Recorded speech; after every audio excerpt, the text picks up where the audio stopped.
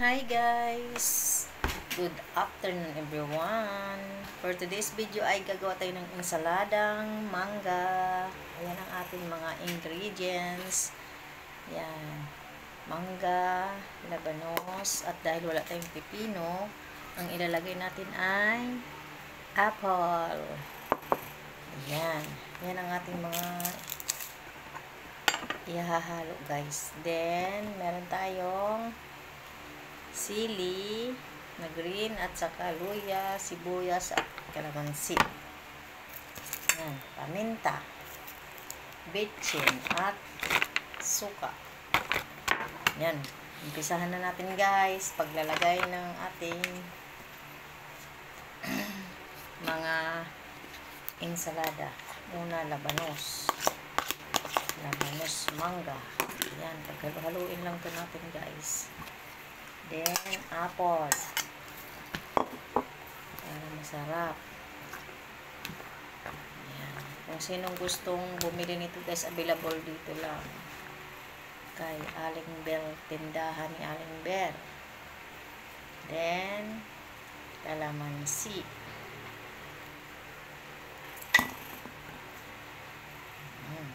Kalamansi.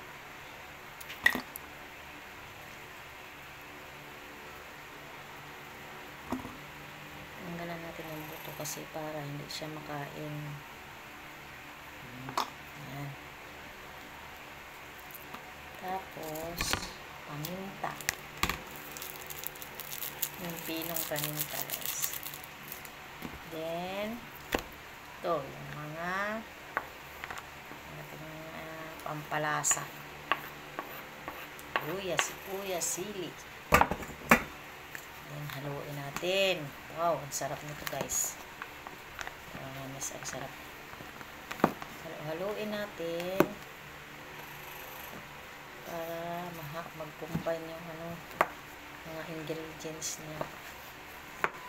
Ayan. Then,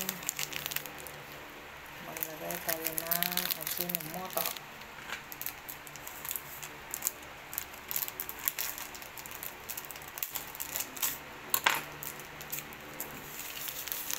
Ajinomoto, konti lang guys, huwag madami. Then, asin. Konti lang din asin. Then, pinakahuli ang suka.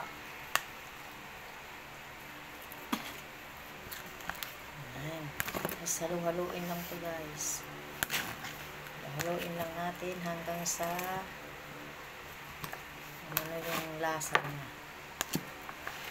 Sarap nito. Diba? Ang sarap. Sarap nito guys. Yung mga may diabetes dyan, gawin nyo to para sa ating kalusugan.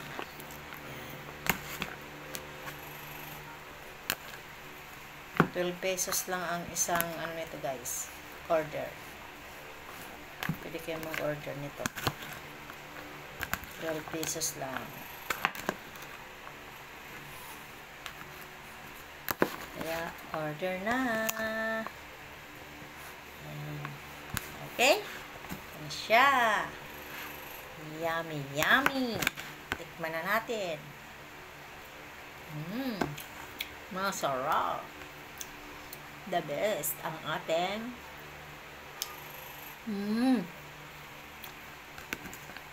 tama lang yung lasa niya guys, sarap kasi may apple siya, medyo manamis-namis siya, then maasim-asim, sarap, nag-combine siya.